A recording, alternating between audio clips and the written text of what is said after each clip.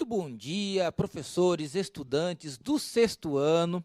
Eu sou o professor Carlos Neri, estamos aqui no aplicativo do Centro de Mídias para uma revisão do segundo bimestre. O tema da nossa aula será, na tela, os povos indígenas da América, lembrando das Américas, lembrando que nós estamos fazendo a revisão do segundo bimestre e a habilidade do currículo paulista que iremos trabalhar será identificar a partir de documentos visuais e escritos as principais características das sociedades indígenas da América, em especial seus aportes tecnológicos, culturais e sociais. Nós temos como objetivo, nesta manhã, trabalhar da seguinte maneira, nossos objetivos na tela. Identificar, a partir de documentos visuais e escritos, as principais características das sociedades indígenas das Américas, em especial seus aportes tecnológicos, culturais e sociais. Muito bem! Quem vai ministrar essa aula, como sempre, aqui nos sextos anos, será a professora Janaína Jardim. Muito bom dia, professora Janaína. Bom dia, professor Carlos. Bom dia, sexto ano. Espero que estejam todos aí preparados para essa revisão. Nós trabalhamos nesse bimestre 4 habilidades. E a partir de agora, nós vamos fazer uma retomada dessas habilidades, alguns pontos que ficaram aí com dúvida, alguma questão que vocês não conseguiram entender. Então, vamos retomar. Aos professores que estão nos acompanhando, caso queiram já começar a fazer as revisões, as avaliações do segundo bimestre, então nós já estamos aproveitando para retomar os conteúdos, está bem? Então, como o professor Carlos falou, mencionou, nós vamos trabalhar aí os povos indígenas. Lá na primeira semana aí do segundo bimestre, nós trabalhamos separados. Então, teve uma aula só dos povos indígenas do Brasil e depois fizemos uma aula só sobre os povos pré-colombianos, os incas, maias e astecas. Então, fizemos essas aulas separadas e agora, por ser uma revisão, nós traremos esse conteúdo juntos, está bem?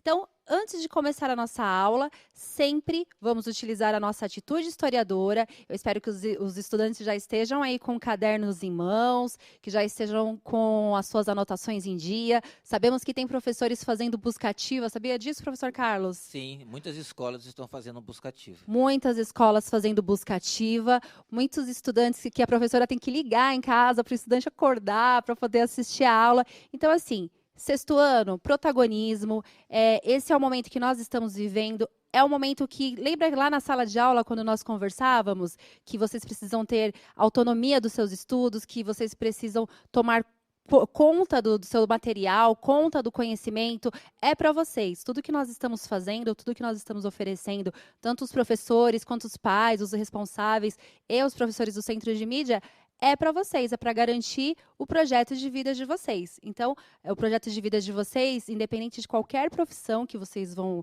seguir aí no caminho de vocês, na vida de vocês, passa pela escola. Independente da profissão que vocês forem escolher, vocês vão passar pela escola. E esses conteúdos, eles caem em vestibular, eles caem em concurso público, não é isso, professor Carlos? Sim. Sempre vestibular, concurso público, Enem. Então, são temas que recorrentes em concursos. Então, o projeto de vida de vocês passa pela escola e sabemos, sim, que é um momento diferente, que está difícil para muitos estudantes estudarem em casa, estudarem sozinhos, mas essa é a realidade de vocês, essa é a geração de vocês e está sendo oferecido agora o conhecimento. Agora faz parte também da autonomia de vocês, do protagonismo dos estudantes, de aproveitar essa oportunidade. Bom, recado dado, vamos então à nossa questão disparadora.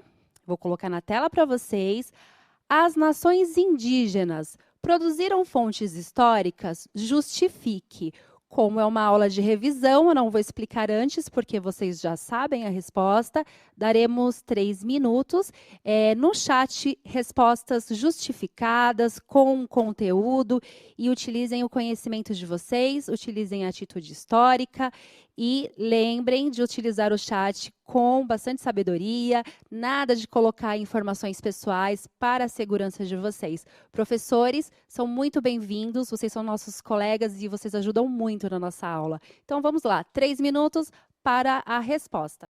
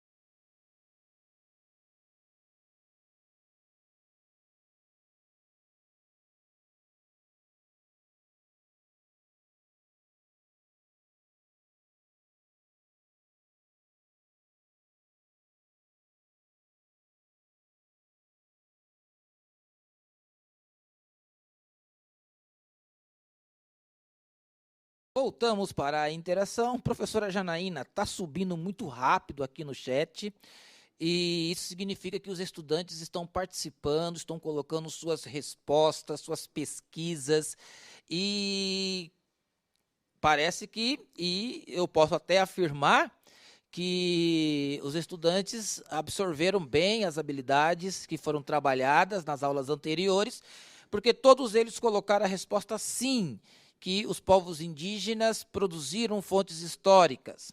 E boa parte dos estudantes também justificaram sua resposta muito bem. A justificativa é muito importante para contextualizar o que você está querendo passar.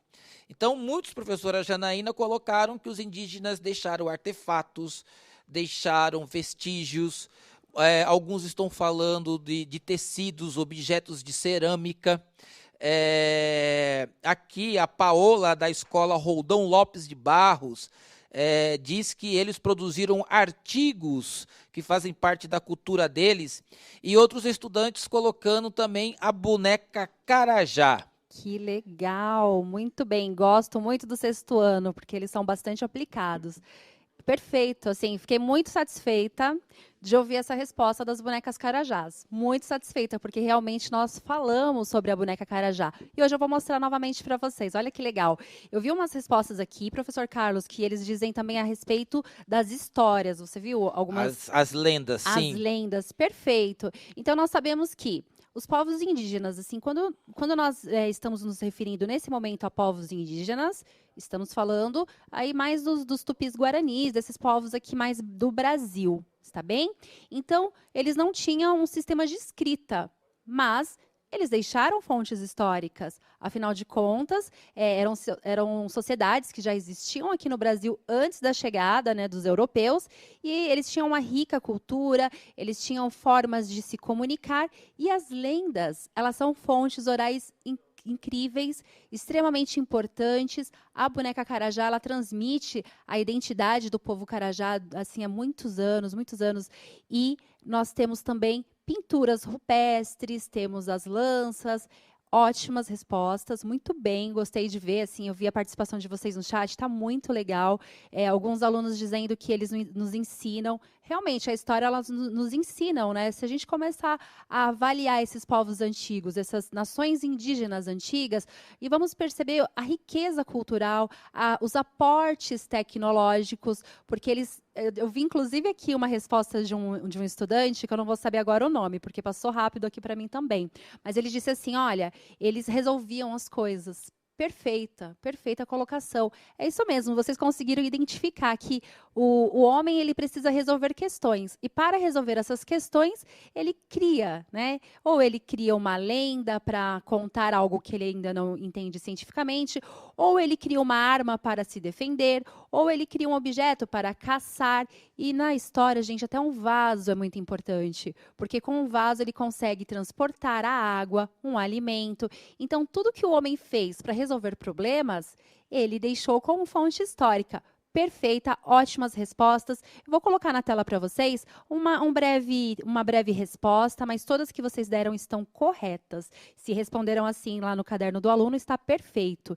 Então, os povos indígenas que já habitavam o território brasileiro antes da chegada dos europeus e dos africanos, valeram-se da pintura rupestre e da produção de esculturas e da tradição oral. Lembram as lendas? E vou colocar para vocês na tela uma pintura rupestre, que vocês já sabem que são essas pinturas feitas pelos povos antigos. Geralmente, eles pintavam coisas do cotidiano, né? Então, assim, cenas do seu cotidiano, geralmente ligados à caça ou objetos que eles tinham ali no seu dia a dia. Mas, geralmente, eram animais, símbolos sagrados. Então, essa pintura está na rocha da Serra da Capivara. Mais uma imagem para vocês na tela.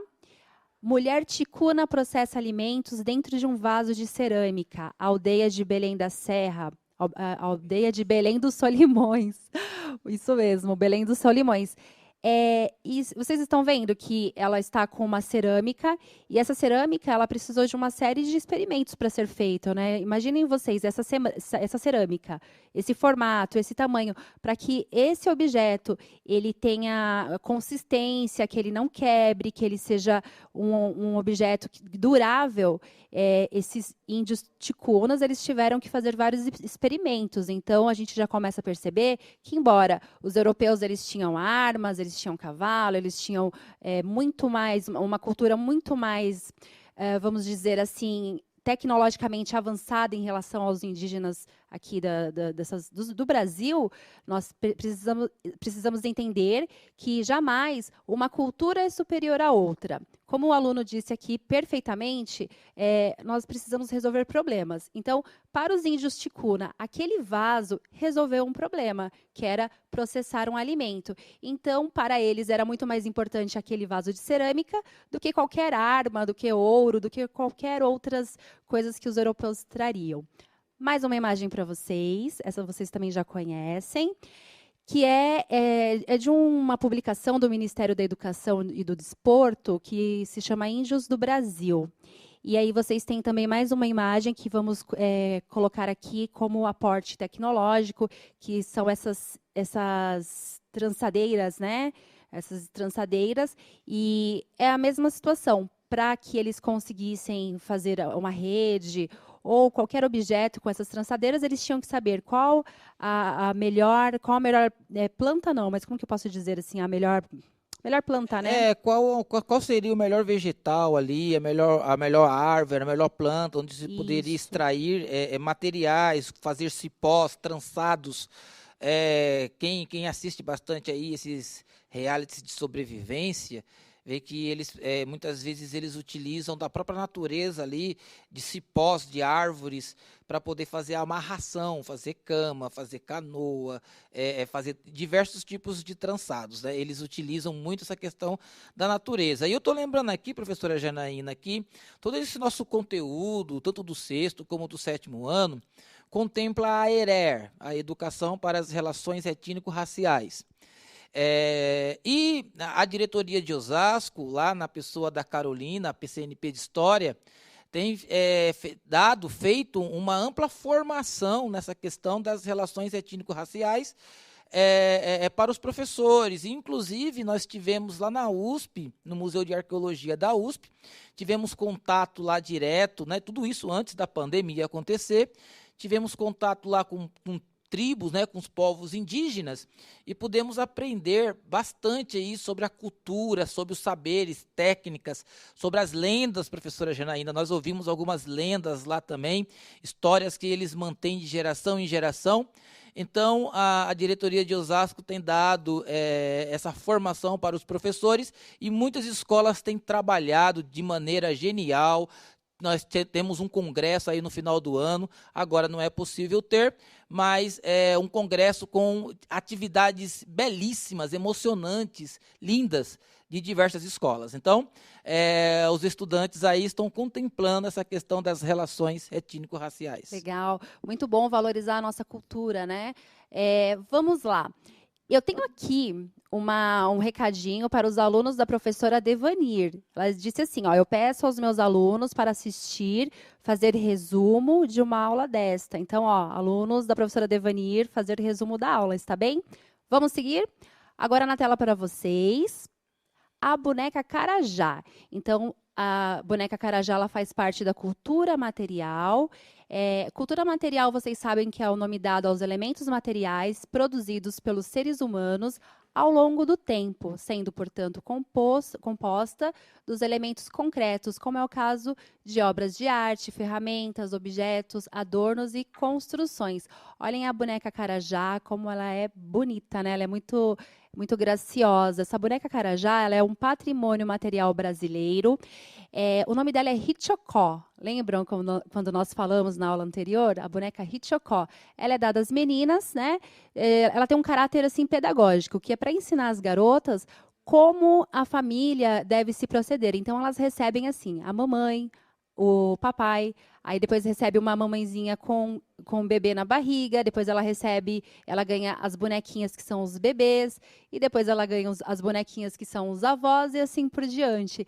E é mais para ensinar as meninas a identidade, a cultura, e essas bonecas hoje elas são fonte de renda também para esses nativos, né, da tribo... Ai, Carajá, desculpa, gente, da tribo Carajá. E hoje é uma fonte de renda, então, assim, você pode comprar uma boneca, Hichocó, só que é importante você saber que aquela boneca ela não é só um objeto, ela é uma fonte material, ela é um patrimônio cultural e ela remonta toda a identidade, toda a força e a riqueza dessa cultura. Vamos adiante? Bom, vou colocar para vocês na tela um pequeno resumo. Então, para quem está fazendo resumos sobre a aula, já tira um print dessa tela que vai ajudar bastante. Nem sempre os códigos de linguagens possuíam símbolos definidos. E para manter a memória e a tradição, as famílias utilizavam a oralidade, a fim de relembrar e relatar os fatos marcantes da vida em comunidade. Lembram quando nós passamos para vocês, porque no final das nossas aulas sempre tem aquele quadro do protagonismo juvenil. E teve um dia que nós passamos para vocês, duas alunas, uma que é do interior e a outra de São Paulo, e elas contaram, né, fizeram o trabalho que nós pedimos, que era para contar uma lenda. Então, elas fizeram esse trabalho, elas contaram uma lenda para nós. Então, elas fizeram da mesma maneira que as tribos faziam, né? Elas passavam as histórias oralmente. Então, elas fizeram o trabalho da tradição oral. Quem não fez ainda, faça.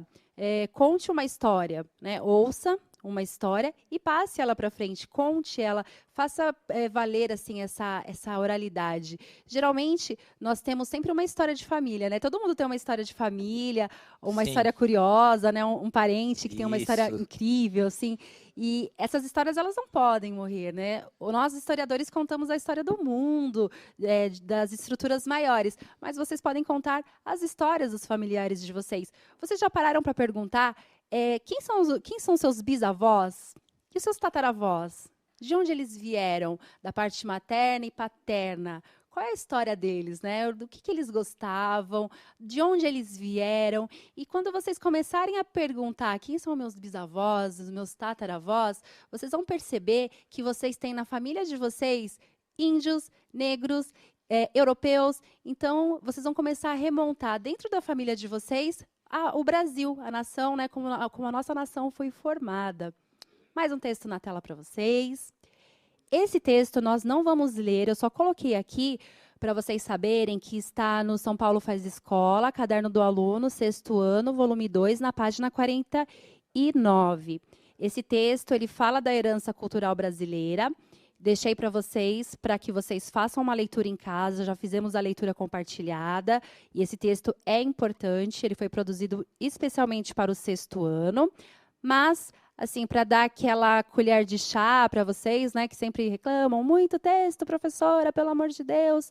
Hoje eu trouxe uma participação especial, mais uma vez o professor Tiago Tropardi vai contribuir conosco, e ele vai fazer para nós a contextualização desse texto. Então, ao invés de lermos com vocês, porque já fizemos isso, o professor vai dar o parecer dele sobre esse texto que está no caderno do aluno. Com vocês.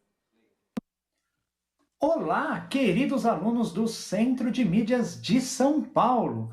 Eu aqui, professor Tiago, de História, estou com vocês para ajudá-los a responder uma questão extremamente importante, extremamente relevante, a questão da cultura e da herança indígena na sociedade brasileira, da influência dessa herança e cultura indígena no nosso Brasilzão. Sim, meus queridos, será que os indígenas, que os povos, culturas, costumes indígenas foram influentes? Evidente que sim, é claro que sim, meus queridos. Nós sabemos que a linguagem, nós sabemos que a culinária, os costumes, as tradições e mesmo o folclore, as histórias indígenas foram extremamente importantes na construção da nossa cultura, na formação do nosso povo.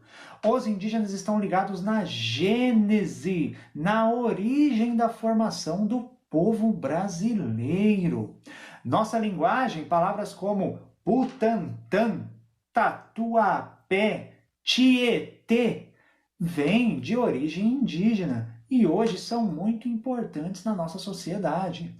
Os indígenas exerceram grande influência e legaram uma herança enorme para a sociedade brasileira, principalmente e também por conta da sua grande tradição oral, da oralidade. Os indígenas não tinham aquela escrita rebuscada, complicada, como os europeus possuíam, mas eles tinham a prática de contar histórias, de conversar, de oralmente, através da fala, da verbalidade, transmitir as suas histórias de geração em geração.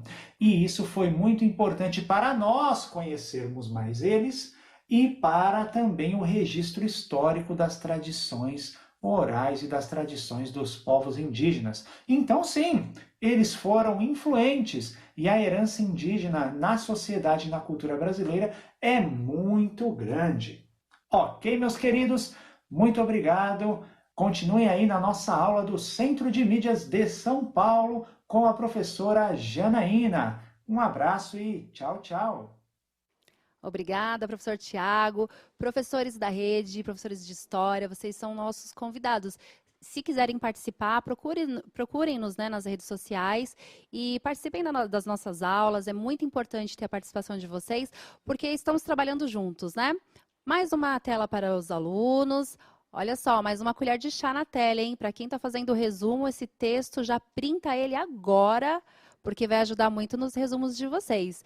Então, esse texto ele está falando sobre a organização social dos povos indígenas, e existem inúmeras variações sociais entre as etnias indígenas. Vamos tratar pequenos pontos. Os filhos pertencem à linhagem materna, cada grupo está associado a um conjunto de propriedades, atributos, nomes, artefatos, cores e animais. Não existia uma diferença social e nem a divisão do trabalho, isso é coisa de europeu. Não há propriedade privada da terra. E a maioria dos povos indígenas podem ser consideradas sociedades igualitárias. Alguns povos indígenas passavam a liderança hereditariamente, mas não era uma regra. Os chefes exerciam uma autoridade moral. Já tiraram o print? Muito bem, mais uma tela para vocês. Aqui é uma foto de uma indumentária, né? Para mostrar que esse cocar, né, professor, que chama? Isso, um cocar. O cocar. Ele é um símbolo. Então, assim, cada tribo tem o seu cocar, a sua pena, as suas cores. Está bem? É mais uma representação mesmo aí da diferença, da identidade de cada sociedade. Tem uma tribal. curiosidade, professora, que às vezes os estudantes perguntam, mas por que os indígenas andam nus? Por que os mais afastados, aqueles que moram mais afastados das zonas rurais, das zonas urbanas, por que eles andam nus? Não, eles não estão nus. A nudez é uma concepção nossa.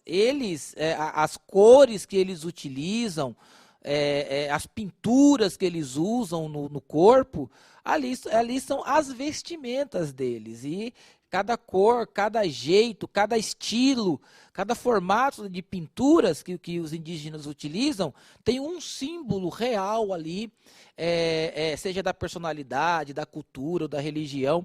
Então, eles não estão nus. A nudez é um olhar nosso. É verdade. Lembrando que existe esse olhar etnocêntrico, né, que coloca a cultura europeia como civilizada em detrimento de toda essa riqueza cultural indígena.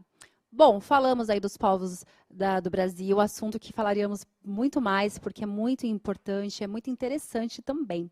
Mas vamos agora para os povos da América Central, que são os incas, maias e astecas. Vamos colocar na tela para vocês. Esses são os maias, o observatório de Chichén Itzá e o templo de Kukulcán. Quando os europeus chegaram, os maias já não estavam mais formados ali dentro do território, já estavam espalhados, e esses templos e esses observatórios, grandes obras, estavam abandonadas. Temos os incas, já tira um print aí, ó, para quem está fazendo o resumo. Os incas, eles estão ali na Cordilheira dos Andes. Organização política teocrática, né, significa que o seu governador, ele é considerado também um deus, né, que é o Inca. Lá tinha um conselho imperial. Os incas, eles têm uma sociedade bastante hierarquizada, e aí está para vocês Machu Picchu. Vocês estão vendo que são umas escadinhas assim, ó, umas escadinhas. Então, os incas, eles utilizaram as montanhas para fazer sistemas de agricultura nas plataformas, bastante moderno para a época. Astecas. Os astecas eles estavam, né, na região central do México entre o século XIV e XV. Quando os europeus chegaram na América, eles encontraram os astecas dominando. Foram muito bem tratados pelos astecas, os europeus.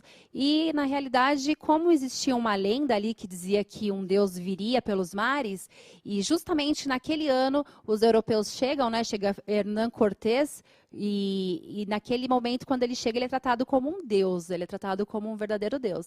E, na realidade, nós sabemos que os espanhóis, eles tinham, pelo ouro, uma grande atração comercial. O ouro, para os povos indígenas, ele tinha um outro significado, era mais para enfeitar os deuses, mais para adornos. Só que para os europeus ele tinha um valor comercial muito grande. Então, esses povos, eles foram dizimados, eles foram todos conquistados pelos europeus. Agora, para vocês, eu vou deixar aqui um resumo da aula na tela. Então, nós falamos sobre alguns povos indígenas, né, presentes em partes da América antes da chegada dos europeus no século XV. E vou deixar para vocês agora, porque eu sei que os alunos do sexto ano, eu sei que o sexto ano gosta de uma lenda. Eu sei disso, porque vocês sempre pedem, conta uma lenda, conta uma história para nós. Então, uma participação do professor Osíris, ele é da Escola Estadual de Ensino Integral Ana Siqueira. Ele vai nos contar uma lenda indígena, porque nas outras aulas nós contamos lendas da Grécia, né, da mitologia grega. Agora, uma lenda indígena para vocês. Olá pessoal, tudo bem? Meu nome é Osíris, sou professor de História da Escola Estadual de Ensino Integral Ana Siqueira da Silva e eu gostaria de conversar um pouco com vocês sobre a mitologia dos povos indígenas aqui do Brasil, né? Porque muitas vezes nós conhecemos sobre a mitologia grega, a mitologia egípcia, a mitologia nórdica, até através de jogos, né, como God of War, que tem essa temática de mitologia, mas pouco conhecemos sobre os mitos, a beleza, a poesia, a riqueza dos mitos dos povos indígenas aqui do Brasil. Então a nossa proposta aqui hoje é tratar um pouco sobre essa temática, pelo menos introduzi-los nessa temática. Então, para desenvolver essa proposta de aula, nós vamos pegar um mito, o mito que trata da origem, né, das cataratas do Iguaçu. É um mito do povo Kaingang, né, um povo que vive até hoje ali entre o sul e sudeste do Brasil. E é um mito sagrado, é uma história sagrada. E para desenvolver essa aula, eu gostaria que vocês fechassem os olhos e ouvissem a história, simplesmente ouvissem e apreciassem a história, tá bom? Eu vou narrar a história e eu gostaria que vocês prestassem atenção nela. O surgimento das cataratas do Iguaçu. Às margens do Pacífico rio Iguaçu, poderosa tribo mantinha seu território contra inimigos, sempre enfrentando os obstáculos impostos pela natureza. Eram guerreiros e, devotos como eram, sempre honravam os deuses, buscando viver em harmonia com seus desígnios. 2 desses deuses eram Tupã, deus do bem, e seu filho M'Boi, filho rebelde, deus do mal. Essa última divindade era causadora de grandes desgraças e provações para o povo Kaingang. Pestes, guerras, secas e privações de toda a natureza tinham como artífice a divindade maléfica. Como forma de apaziguar a ira do deus, o povo, em todas as primaveras, lhe oferecia uma bela jovem como esposa. Essa jovem ficava assim impedida de amar e casar-se com algum homem da tribo. Essa situação de viver para o culto ao deus M'Boi era motivo de honra e felicidade para as mulheres da tribo. Acontece que na tribo existia uma bela jovem de nome Naipi, filha de proeminente cacique.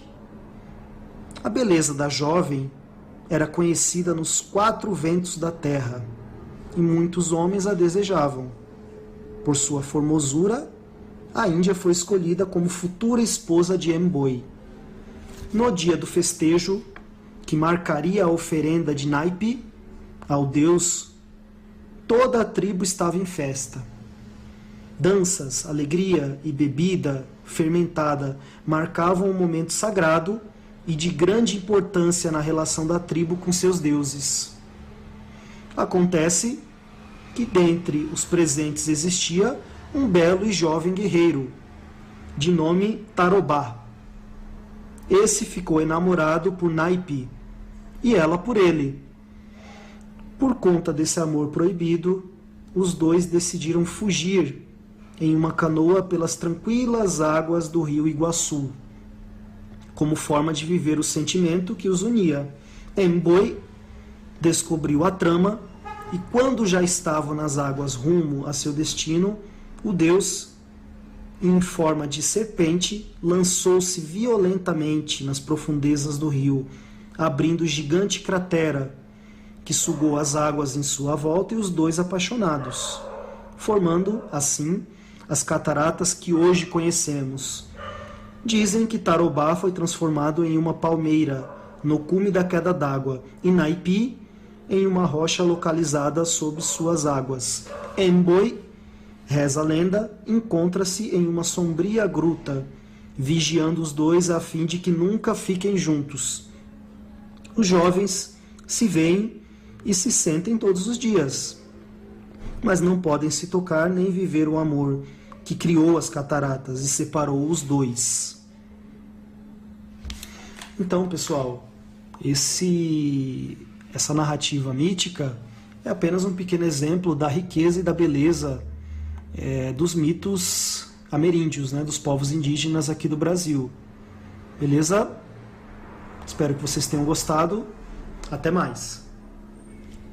Histórias de amor, né? Amores impossíveis. Quem que não gosta de ouvir uma história? Eu sei que o sexto ano gosta bastante de histórias de amores impossíveis, de heróis.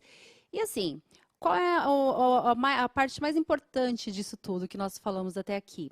Todas as histórias são importantes, tanto a mitologia grega, que nós gostamos tanto e que é tão valorizado pelo cinema, quanto a nossa história. Então, é importante também valorizarmos as nossas histórias, as histórias que vêm dos povos indígenas, que são da nossa nação. São histórias incríveis, mitologias extremamente ricas.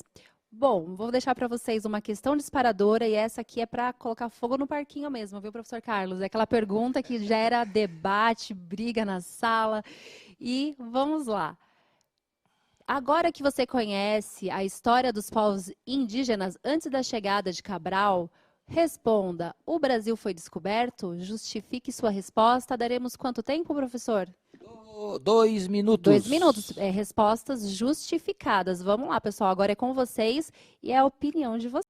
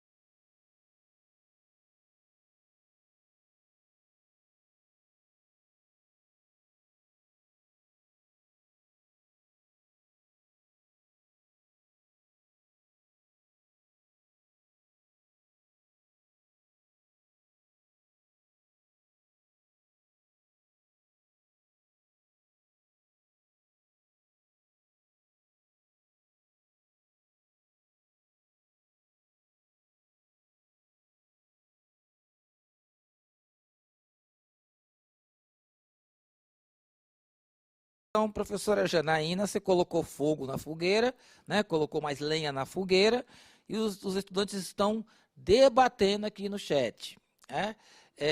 E uns dizem que foi os portugueses que descobriram, outros estão dizendo que não. Uma boa parte, a maioria, na verdade, está dizendo que os indígenas já estavam aqui. Então, se você perguntasse para Montezuma, líder dos astecas, quem descobriu a terra, Montezuma ia dizer que foi o povo dele. Se perguntasse para Hernán Cortés ia dizer que foi ele. Então, quem chegou primeiro na terra foi quem descobriu a terra. Parabéns, e a discussão está rolando aqui. Muito boa a discussão, perfeita resposta, professor Carlos. É isso mesmo, depende da visão, né, de quem. Se você perguntar para o europeu, ele vai dizer que sim. Mas se você perguntar para os nativos que aqui estavam, eles vão dizer que não, já existiam pessoas morando. Então, essa é a resposta que nós esperamos. Na história, nem tudo são certezas, nós sempre contextualizamos. Ótimas respostas. Vou colocar para vocês o protagonismo do dia. o aluno Gabriel Renato Lima, do 6º ano A. É uma atividade que ele fez com a professora Juliana, da Escola Estadual de Ensino Integral, Tereza Delta, de São Bernardo do Campo. Muito obrigada, professora Juliana, pelo trabalho do aluno Gabriel, por essa atividade, por ter mandado para nós a atividade. Estudantes, 6º ano, não esqueçam a hashtag EuNoCMSP, onde vocês podem subir aí os trabalhos, as participações de vocês. E nós temos o maior prazer de mostrar aqui as boas atitudes, as boas práticas das escolas e dos nossos queridos estudantes do 6º ano. Bom, por hoje é só. Espero que vocês tenham entendido toda a matéria e agradeço a participação dos professores. Um ótimo dia. Parabéns, Gabriel. Letra muito bonita. Até a próxima aula.